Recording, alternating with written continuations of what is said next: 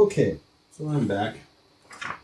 Had to pull it from a couple of different sites. So this came from actionpinball.com, and it has jumper settings for EEPROMs, but not for the mask ROMs. And why would you? I mean, your board's shipped with mask ROMs.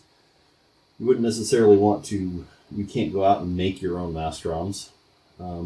However, what I took this information, it has a wonder jumper location, so we can find the jumpers maybe a little bit easier. This came from pinrepair.com. And it talks about if we have a mask ROM, then how it should be configured. So, for example, 2316 mask ROM or 9316 mask ROM, 1 to 4. So jumper 1 is directly below the U16 chip, which is U11, U16. So jumper 1 to 4. And then 2 to 6, which is right underneath that. That is correct. 7 to 8.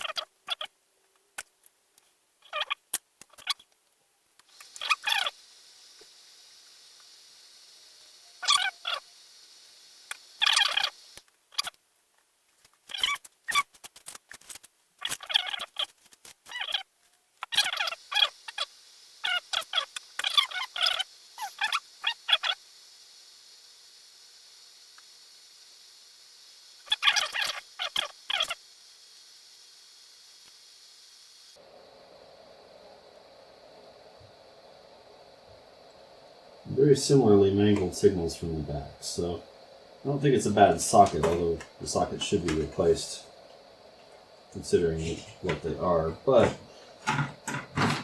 I think we may have a bad static ram. Let's continue and go ahead and take a look at the other static ram. Let's pull it out and see how it fares if you take that one.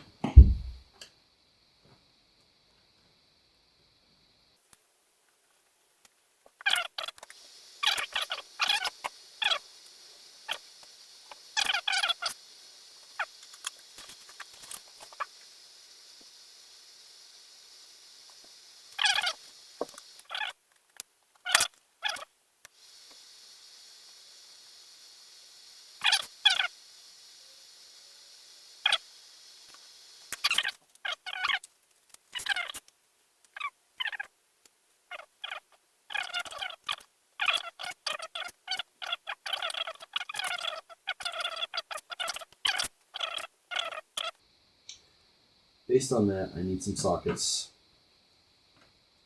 I've got more 40 pins if I need to replace these two. But I need 24 pins, I need 22 pins for the 5101. And that's where I'm going to hold it right now. Hopefully you guys will see no break other than just a split second. But I'm going to go ahead and see what I can find for sockets. And I've found the RAMs, the EEPROMs, and the 6810 PIAs. So those are easy enough to get a hold of. Hopefully we'll find the end of the problems on this poor board.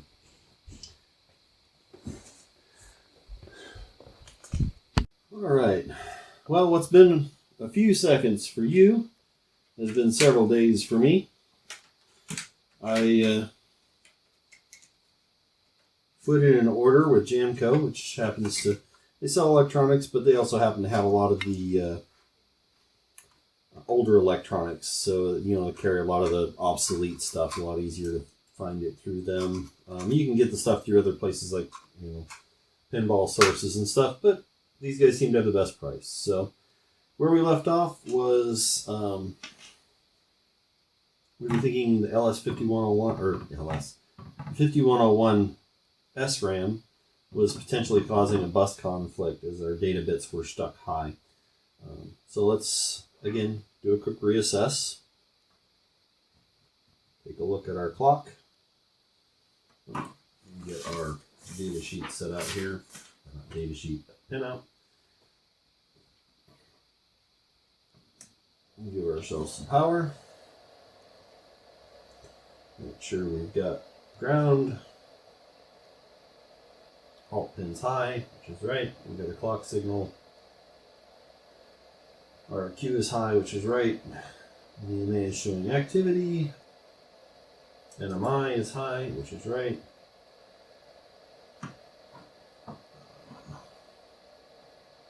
Reset is also high.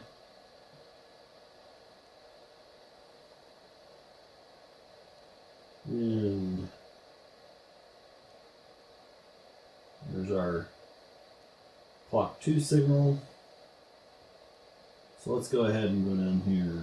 Let's see. 40, 39, 38, 37, 36, 35, 34. There should be a read-write signal, and it's stuck high. It's not changing, which is kind of odd. Data 0, which was good before. And we're still stuck. Same thing. Data 1 is high. 2 is high. 3 kind of looks normal, but not really. 4 looks like garbage. 5 stuck high. 6 garbage. 7 garbage. Alright. So, symptoms have not changed. So, let's grab our, that's a 6810. I just ordered 6810s. I ordered 2 new 6821s. Basically all the other chips that are on the board. Did verify these ROMs. However, I did order just for an experiment I'd like to try out at some point. I've got, not that one. I've got some 2816s, which are supposed to be pin compatible, but they're EEPROMs instead of UV erasable. I also ordered some UV erasables. So let's take this 5101 out. That might be bad. Look at this. This is our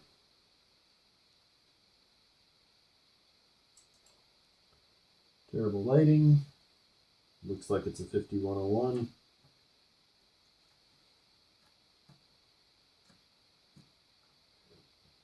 I also happen to order some new sockets and stuff, so if I need to replace, this is a kind of an odd width of socket. So, unfortunately, we're still stuck in the same position. 40, 39, 38, 37, 36, 35, 34, 33. There's data 0. Data 1 is now showing data. Data 2 has something that looks more like data. Data 3, data 4, data 5, data 6, data 7. Ooh, these are actually looking like data. Interesting. But we're still not getting clean flash on these. So let's look at our read-write pins, see if that's changing. Hmm. 40, 39, 38, 37, 36, 35, 34. Hey, read-write pin is now changing up and down. Interesting. Very interesting that we're still not getting any flashes, but at least I'm showing real data. So it does look like that 5101 may be bad. This may get swapped out anyway because they do have a NVRAM style that doesn't take batteries. And I can put in one of those, delete the battery entirely, and not have to worry about this kind of corrosion showing up again. However, I'm still a little confused as to why we're stuck high.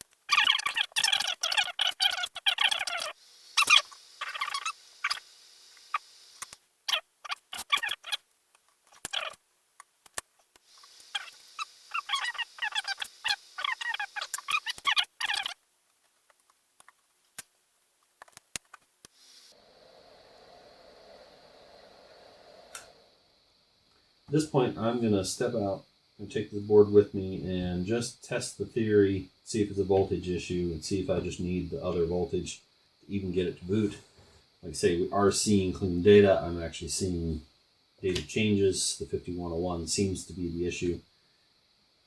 So let's go see what this does with the real power. I will be back momentarily. If it works, I'll set up a camera out there.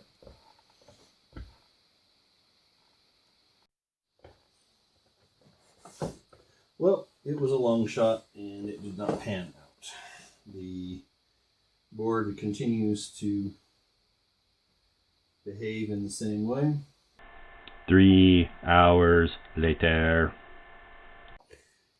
Back again for another attempt. Ran out of storage on my camera again. I don't have a card on this phone. It's just an old Galaxy S5 I'm using. I'm not sure where exactly the camera died off, but basically my end results were still getting weird behavior, still getting unknown stuff. I spent some time doing some research. Came across some articles on this particular problem. Of course, the light being stuck on is one of the toughest problems to fix, according to this. They said it comes down to possibly U9 is bad. Well, that's the 6800. I've replaced that. 2 different processors. Possibly U6 is bad. I've tested it. It reads fine. No problem there. Possibly U11 is bad. Again, tested it. It mentioned sockets on U9, U11, and U6. And this is kind of where it's come down to. It talks about ground or voltage on those being problematic. So I don't know if this will be visible on the camera, but I will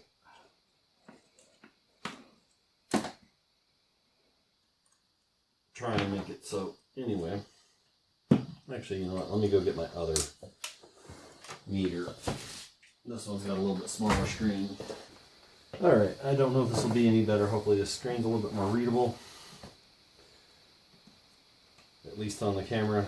So, what it mentioned was sockets. And I thought I had tested all of this, and I was also seeing things like when I would test VCC on the 6821, I was seeing 5 volts on the meter. However, if I take this off, and I'll just put my meter between those 2 pins, VCC showing 4.7K between this chip and +5, and there's no reason for that. So, and if I turn this over and I do the same thing, which now everything's flipped, there's my pin 1, there's my pin 20, over here to this. If I go from the solder to the solder, I get a 0 ohm reading. This tells me this socket's not making good contact with the chip. And since I've replaced CPU socket, I replaced this, sorry, not the 6810, but maybe it was the 6810 socket. Which one did I replace? I thought it was the, I don't even remember what I've replaced at this point. Yeah, so I've replaced this ROM socket. I've replaced the CPU socket. But I haven't replaced this 6811 socket, nor have I replaced this socket.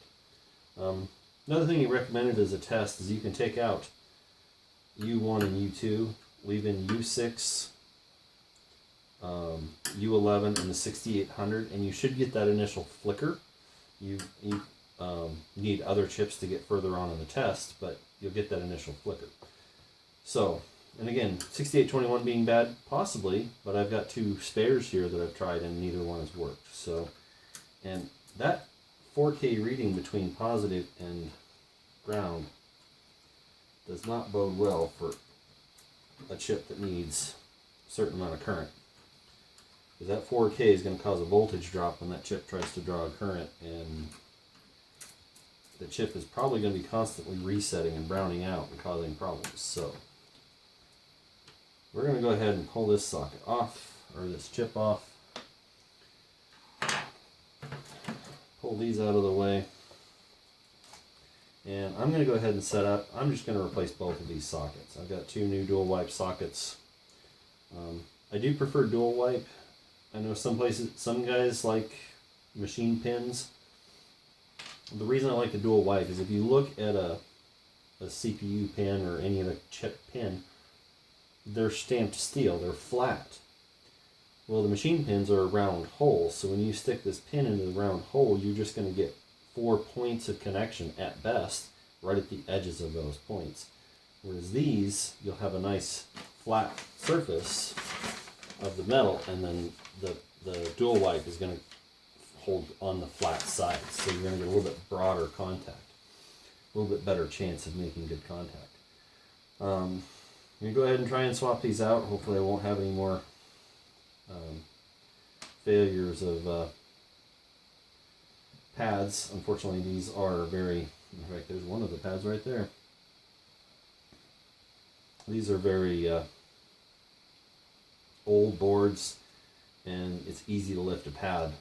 So again, I'm going to go ahead and try and replace both of these, because why not at this point? I've already replaced that one. If I replace this one, I will replace that one, and see if that brings us back to life. And we will go from there. I'm going to pause the video and get set up, and then we'll take off and do a quick montage. Actually, I'm just going to pause the video. I'm going to swap the sockets out, and then I'll restart after I'm done.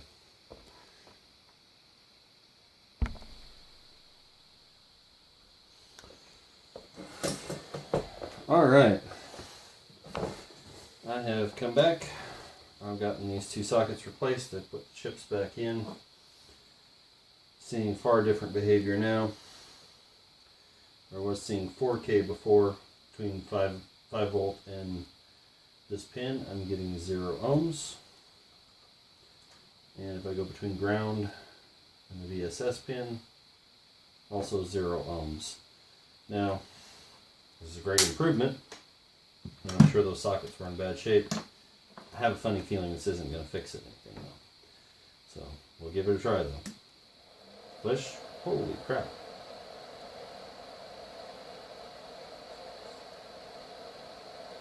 Flicker, 6 flashes, exactly what we expect because we don't have the 41 volts. At this point, I need to put it in the machine where I've got all my voltages and give her a try. Got the board set in the machine. I've got the J4 connector. That's the only one that provides power. The other ones are disconnected. Just going to see if she boots. So we're going to go ahead and give her a flick. Flicker. 1, 2, 3, 4, 5, 6. And that would be 7 hits. All right, we're going to go ahead and shut this back off. We're going to reconnect the other connectors.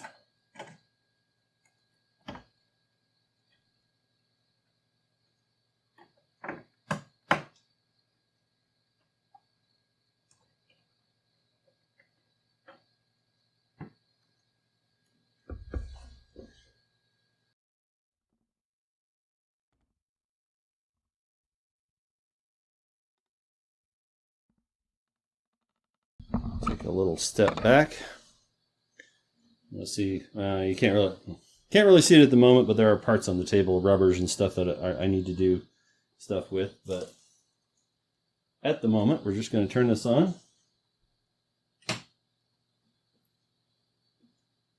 3, 4, 5, 6, 7. And we have bootage. Let's swing this back and take a look at our displays. Do not see any display action. Interesting. Let's see if we can coin up.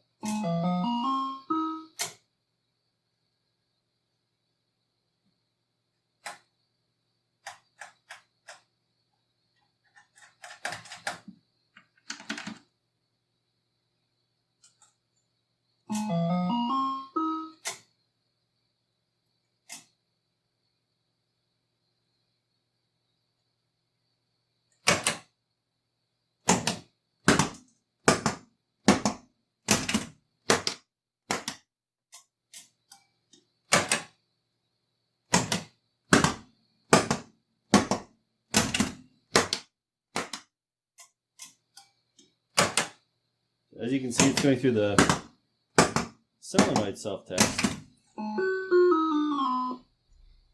Sound self-test seems to work.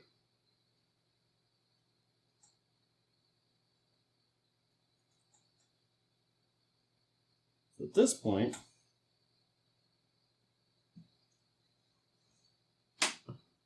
we've made great progress.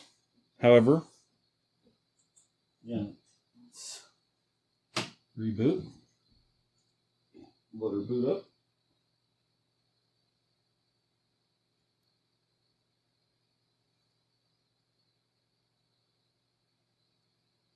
Maybe.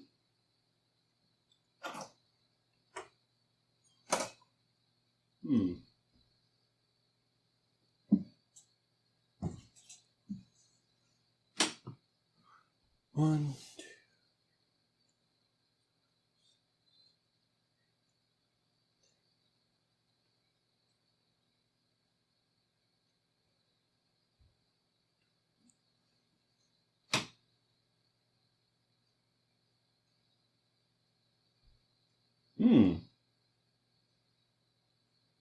Suddenly our self-test isn't completing.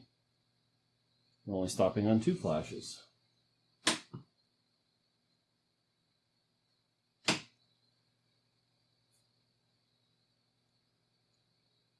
So we had a problem where it suddenly stopped working. The flash indicated the U8 SRAM. Because it's down in the corrosion area, I just immediately just assumed it was a socket. Swapped it out. That seems to have fixed the problem. Let's see if we can get another boot. Flicker. 1, 2, 3, 4, 5, 6, 7. All right, we have a full boot. We have displays. Well, 3 out of 4 displays. Not exactly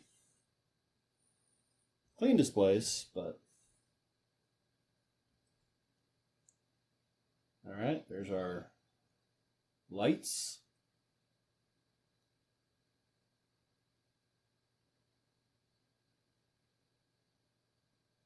So this display is missing a digit. We can probably fix that. Looks like it's trying to flicker in. This display looks like it's got a multiplexing issue. We might be able to fix that. And that's our solenoid test.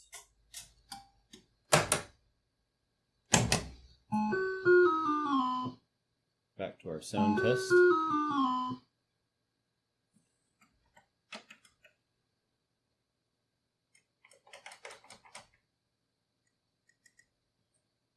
And that looks like a switch test. Maybe we have a switch stuck on. We're back to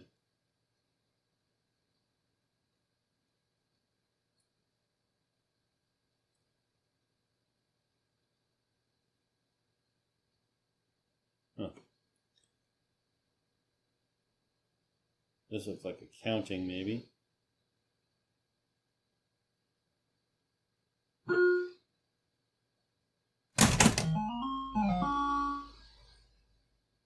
And we're back to flash test here. So we're going to go ahead and shut this off.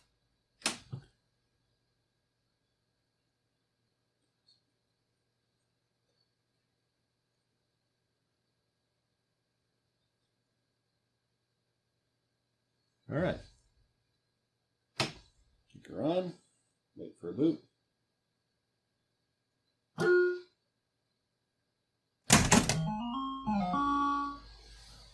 All right, let's coin up.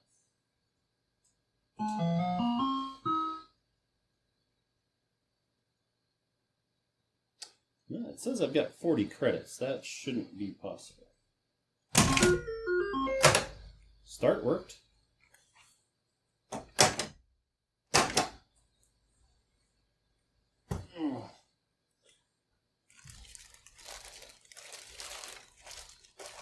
Let's clear some light bulbs and stuff off of the play field.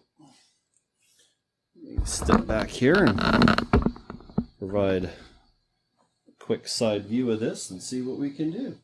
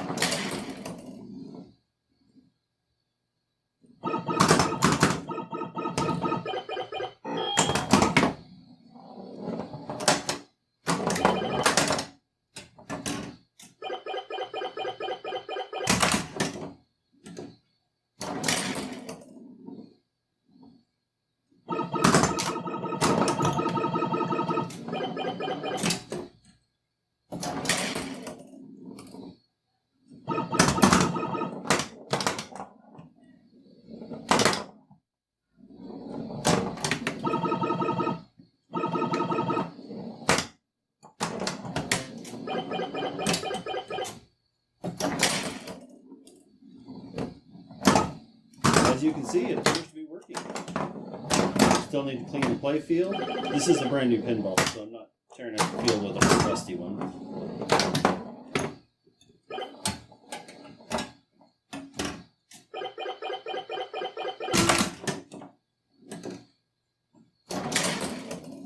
Based on that, I think we're in pretty good shape. We'll have to do some testing.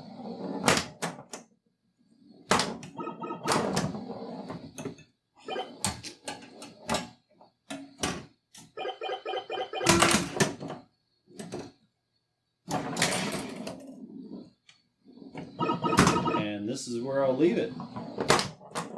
In summary, the problem with our MPU was a couple. The reset circuit was bad due to corrosion. And then there were several bad sockets, again, due to corrosion. So,